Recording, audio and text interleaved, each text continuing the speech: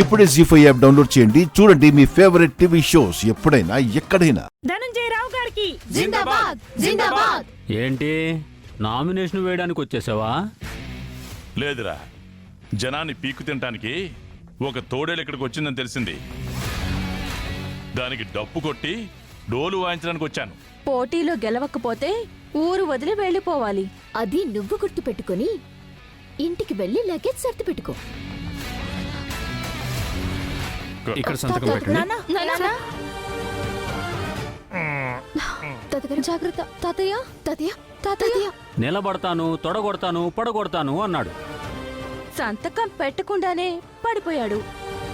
నువ్వు గెలిచేసావు హస్బెండు.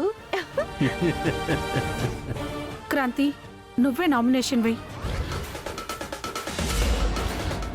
ఏంటి అలా చూస్తున్నావు? నువ్వే నామినేషన్ వెయ్యి.